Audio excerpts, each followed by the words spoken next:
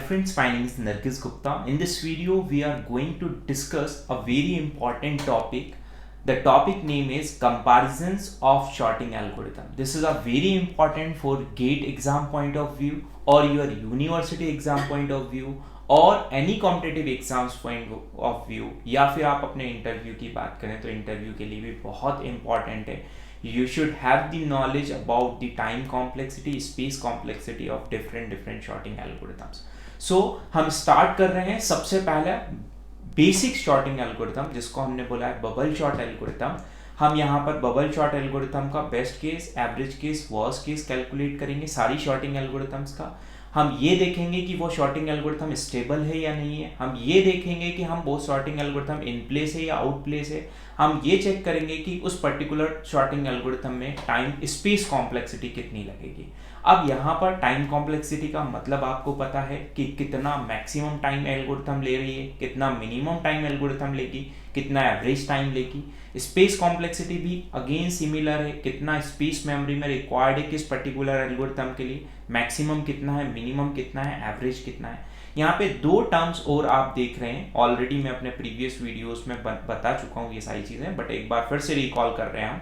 Stable unstable का क्या मतलब है. Stable sorting algorithm and unstable sorting algorithm.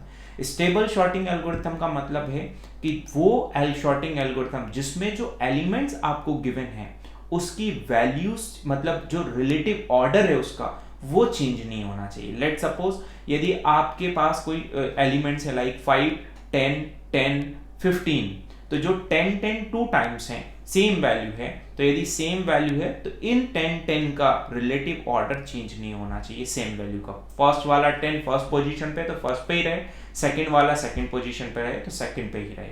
यदि रिलेटिव ऑर्डर चेंज नहीं हो रहा है तो वो स्टेबल शॉर्टिंग एल्गोरिथम है, अदरवाइज वो अनस्टेबल शॉर्टिंग एल्गोरिथम है. Second one is in place and out place sorting algorithm. जब भी हम in place and out place की बात करते हैं तो ऑलवेज हम मेमोरी के रिस्पेक्ट में बात करते हैं. मतलब इन प्लेस मतलब वो शॉर्टिंग एल्गोरिथम जो सेम एरे के अंदर, सेम मेमोरी के अंदर जो अपनी शॉर्टिंग परफॉर्म कर रही है, सारे ऑपरेशंस परफॉर्म कर रही है. आइदर वो कंपैरिजन की बात करें या स्वैपिंग की बात करें, एक ही एरे में काम हो रहा है तो इन प्लेस है.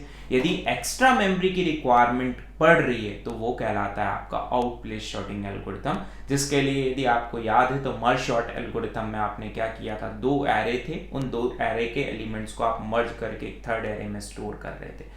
तो एक्स्ट्रा मेमोरी लग रही है तो आउट प्लेस, कम एक्स्ट्रा मेमोरी नहीं लग रही है, सेम मेमोरी के अंदर काम हो रहा है तो इन प्लेस. नाउ अब हम एक एक शॉर्टिंग एल्गोरिथम को डिटेल में यहाँ पे time complexity, space complexity, stable है या नहीं है, इन प्लेस है या नहीं है, डिटेल में डिस्कस करते हैं. First one is a bubble short algorithm.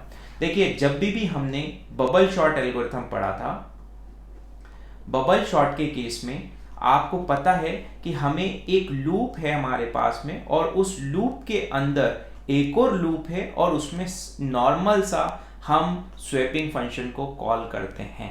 तो ये आपकी बबल शॉर्ट एल्गोरिथम है. बट यदि आप देखें मतलब ये लूप हमारा जितनी बार आई की, लेट्स अज्यूम ये आई का लूप है, ये जे का लूप है, यदि ये लूप जितनी बार चल रहा है तो एक बार ये लूप चल रहा है तो जे की वैल्यू पे डिपेंड करेगा. मतलब लूप के अंदर लूप है तो वो चलना ही चलना है. इसीलिए हम ये कह रहे थे यदि ये 5 आई की वैल्यू 5 है तो जे एक आई के लिए 5 टाइम्स चलेगा, फिर अगेन 5, फिर 5, फिर 5, ऐसे करके 25 टाइम्स तक चलेगा.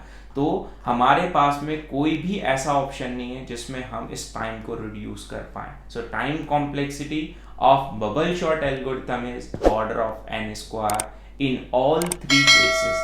ऐसा नहीं है कि एक केस में चेंज हो रहा है टाइम, ऑल केसेस में. But improved bubble short algorithm भी है हमारे पास जिसमें टाइम कॉम्प्लेक्सिटी बेस्ट केस में रिड्यूस हुई है. बट यदि हम अभी सिंपल बबल शॉर्ट एल्गोरिथम की बात करें तो time complexity is order of n square.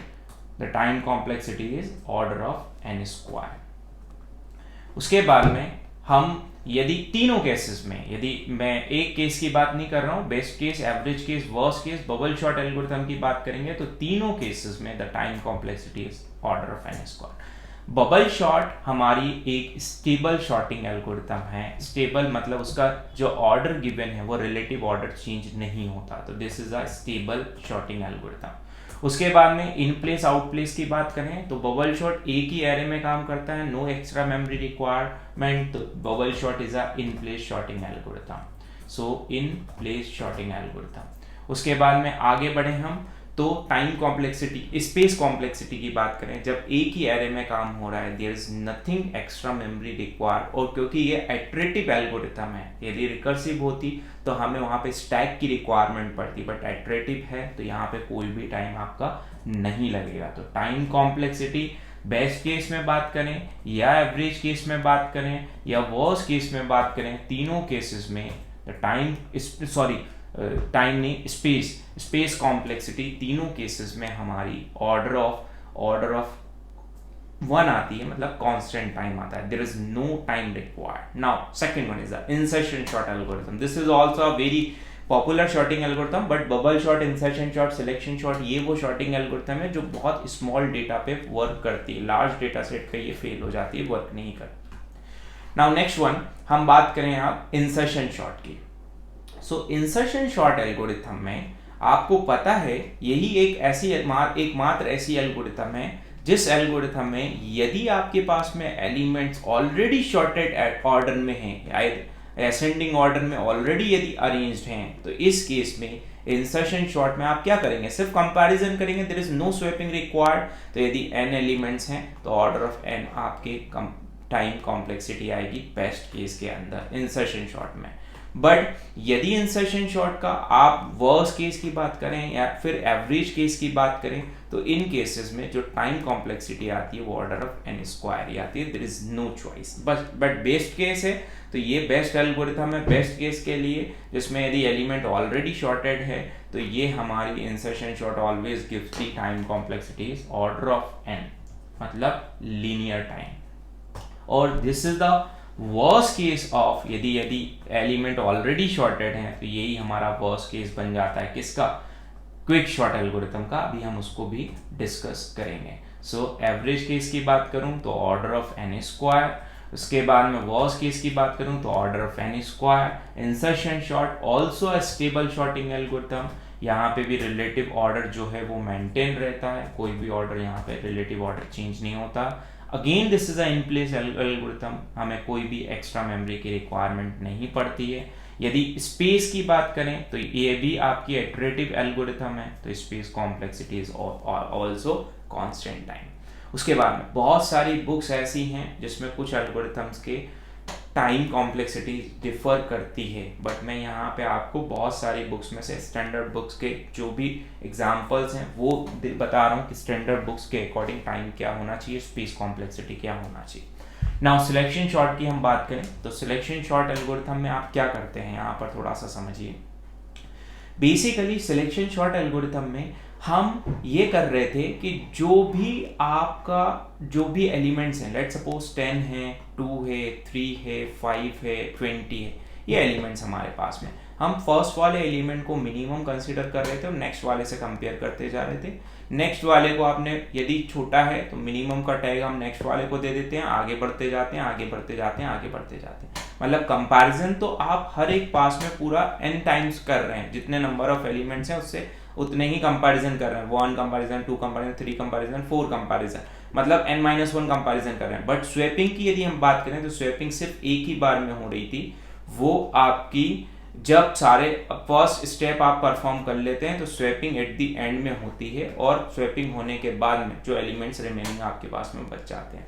सो यदि आप सिलेक्शन शॉर्ट के यदि आप नंबर ऑफ स्वैप्स की बात करोगे, स्वैप्स की, तो नंबर ऑफ स्वैप्स हमारे सिलेक्शन शॉर्ट में ऑर्डर ऑफ n आते हैं। यही एक कंपैरिजन बेस्ड शॉर्टिंग एल्गोरिथम में एक ऐसी एल्गोरिथम है जिसमें number of swaps order of n आते हैं, मतलब एक स्टेप में एक बार आपका स्वैपिंग हो रही है, 10 स्टेप है तो 10 बार स्वैपिंग हो रही है। बट टाइम कॉम्प्लेक्सिटी की बात करें तो still order of n square in all the 3 cases.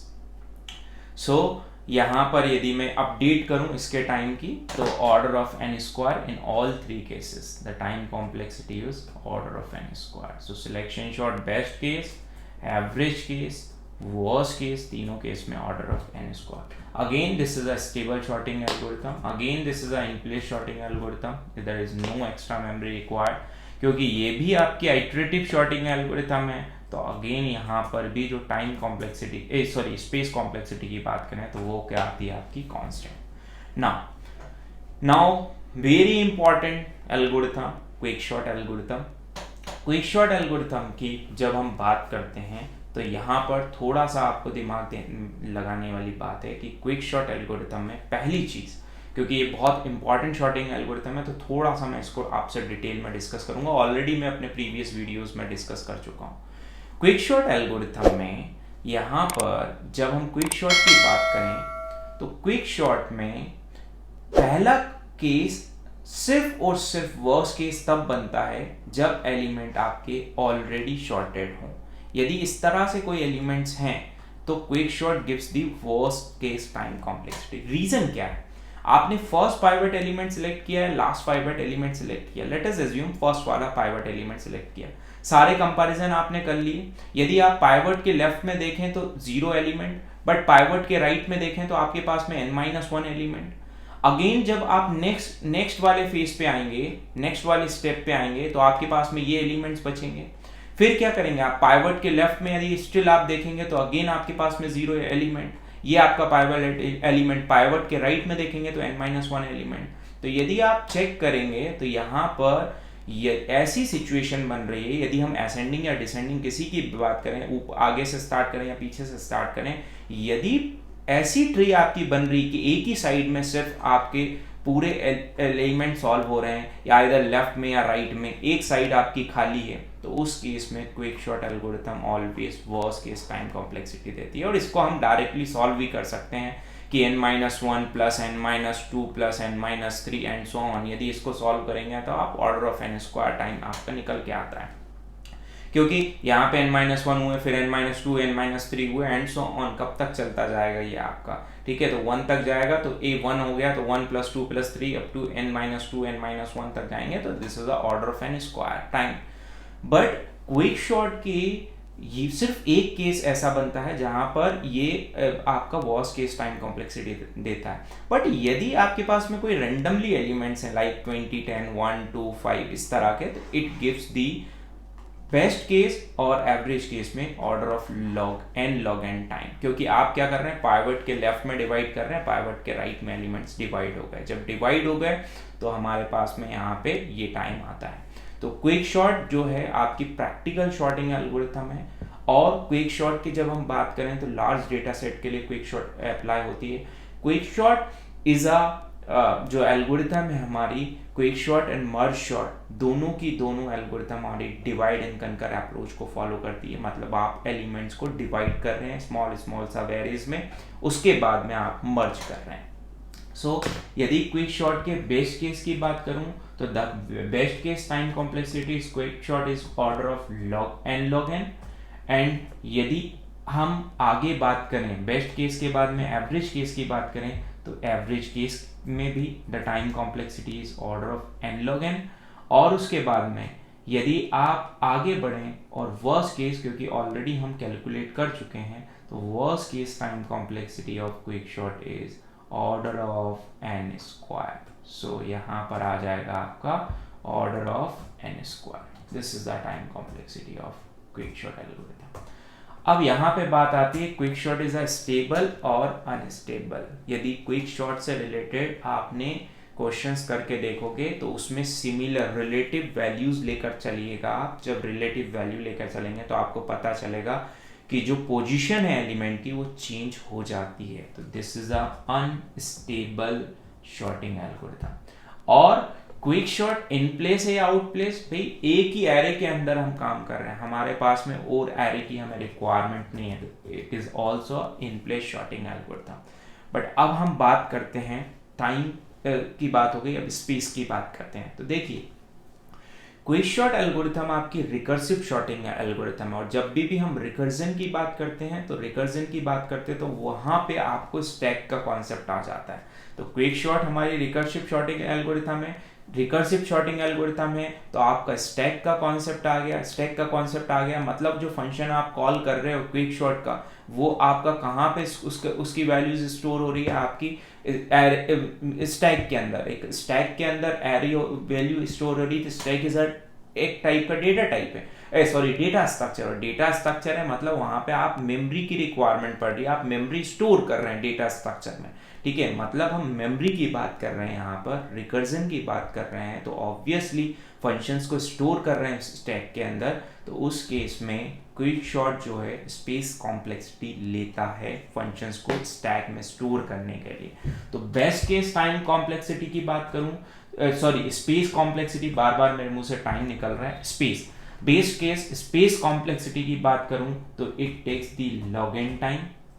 Average case की बात करूं तो लॉग एन टाइम लेता है ये स्पेस के रिस्पेक्ट में, बट यदि हम वर्स्ट टाइम की बात करेंगे तो ये आपका ऑर्डर ऑफ एन टाइम लेता है स्पेस के केस में। अब यहाँ पर आपको एक बात समझनी होगी, जो बहुत सारी बुक्स ऐसी हैं जिसमें क्विक शॉर्ट में जो स्पेस कॉम्प्लेक्सिटी है वो order of n order of n order of n है, किसी में order of log n log n log n है, बट ये गलत है, सिर्फ बेस्ट केस और एवरेज केस में लॉग एन है, वर्स्ट केस में आपके पास में जो फंक्शंस हैं आपके वो ऑर्डर ऑफ एन है, ठीक है। So next one is randomise quick sort algorithm. So this is a improved quick sort algorithm, ये कह सकते हैं हम। ऑलरेडी यदि आपने नहीं पढ़ा है तो मेरा यही सजेशन है, आप रेंडमाइज क्विक शॉर्ट एल्गोरिथम को भी पढ़िए, ये भी बहुत अच्छा टॉपिक है। Randomize quick sort algorithm as a name suggest, ये कर क्या रहा है? रेंडमाइज क्विक शॉर्ट एल्गोरिथम ये कर रहा है कि जो पाइवट एलिमेंट हम सिलेक्ट कर रहे हैं वो पाइवट एलिमेंट आप रेंडमली सिलेक्ट कर रहे हैं। फॉर एग्जांपल मैं यहाँ पर आपको एक एग्जांपल लेकर बताता हूँ कि लेट अस अज्यूम जिस तरह से ये हमारे पास में कुछ एलिमेंट्स हैं, मैं यहाँ पे एलिमेंट्स डबल से लिख देता हूँ। लेट सपोज 10 है, 5 है, 2 है, 6 है, 1 है, 9 है, ये एलिमेंट्स हैं। अब इसमें से मैं क्या कर रहा हूँ, रेंडमली कोई पाइवट एलिमेंट को पिक कर रहा हूँ। लेट अस अज्यूम 2 को पिक कर, बट जब पाइवट एलिमेंट को पिक कर लूंगा तो इसके बाद में मुझे इस पाइवट को रिप्लेस करना है या तो फर्स्ट वाले से या लास्ट वाले से। यदि फर्स्ट वाले एलिमेंट को इस पाइवट एलिमेंट से मैंने रिप्लेस कर दिया तो अगेन इसके बाद में यदि आप देखेंगे तो एरे मेरा, मतलब इसके बाद में आपकी नॉर्मल क्विक शॉट अप्लाई हो जाती है। बट द चांसेस और प्रोबेबिलिटी की बात करें हम, यहाँ पर worst case time complexity order of N square आने के चांसेस बहुत कम हो जाते हैं, क्योंकि ये प्रोबेबिलिटी पे चलता है। एक बार हो सकता है, 2 बार हो सकता है, यदि हमेशा हुआ तो obviously order of N square time आएगा। बट चांसेस हैं कि इस रेंडमाइज क्विक शॉट की हेल्प से हमने जो टाइम कॉम्प्लेक्सिटी है वो order of n log n में हमने कन्वर्ट कर ली है। बट स्टिल बहुत सारी बुक्स में ऐसा आपको मिलेगा, the time complexity of randomize quick sort is order of n log n, but ऐसा नहीं है। दिस इज अ रॉन्ग, क्योंकि 1% भी चांस हो सकते हैं, क्योंकि ये प्रोबेबिलिस्टिक है, 1% भी चांस हो सकते हैं, कुछ सम परसेंट चांस हो सकते हैं कि रेंडमली जो पाइवट पिक कर रहे हैं वो आपके शॉर्टेड बनते जाएं। तो उस केस में हम ये बोलेंगे कि the time complexity of quick short algorithm in worst case is also order of n square. So यदि हम यहाँ पे बात करें तो बेस्ट केस की बात करें तो बेस्ट केस अगेन आपका n log n टाइम आएगा, average case also n log n time आएगा। बट वर्स्ट केस की बात करेंगे तो वर्स्ट केस में जो टाइम कॉम्प्लेक्सिटी आएगी वो आपकी ऑर्डर ऑफ एन स्क्वायर आएगी। बट मैं बार बार एक बात आपको बोल रहा हूँ कि क्विक शॉट से रेंडमाइज क्विक शॉट बेटर है, क्योंकि प्रोबेबिलिटी जो है प्रोबेबिलिटी पे चलेगा कि आपने पाइवट एलिमेंट जो पिक किया वो हर बार ऐसा पाइवट एलिमेंट पिक हो रहा है जो आपको शॉर्टेड एलिमेंट दे। तो ये तो हो सकता है उस केस में ऑर्डर ऑफ एन स्क्वायर आएगा, बट बहुत मिनिमल चांसेस बन जाते हैं order of N square time आने के। बट हम यदि हमसे कोई पूछेगा तो हम लिखने तो हमें यही पड़ेगा। उसके बाद में इट इज ऑल्सो अनस्टेबल, यदि सेम प्रोसेस है कोई रैंडमाइज क्विक शॉट और क्विक शॉट की, this is also in place sorting algorithm, हमें नो एक्स्ट्रा एरे की हमें रिक्वायरमेंट नहीं है। स्पेस टाइम कॉम्प्लेक्सिटी की बात करें रेंडमाइज क्विक शॉट की तो again space complexity randomise quick sort की सेम आएगी तीनों केसेस में। बट चांसेस हैं वर्स्ट केस में order of log any time यहाँ पे आ जाए। Now next one is merge short algorithm. Merge short algorithm की जब हम बात करें तो मर्ज शॉर्ट एल्गोरिथम भी बहुत पॉपुलर शॉर्टिंग एल्गोरिथम है, बट कुछ इसमें भी यदि आप देखें तो थोड़े से यहाँ पे भी इसमें ड्रॉबैक्स हैं। कैसे? जब आपको टाइम जब आपको स्पेस की रिक्वायरमेंट, मतलब ये है कि स्पेस कॉम्प्लेक्सिटी से ज़्यादा कोई फर्क नहीं पड़ रहा है, मतलब स्पेस हमारा थोड़ा ज़्यादा लग रहा है, तो उस केस में आपकी merge sort algorithm best sorting algorithm है।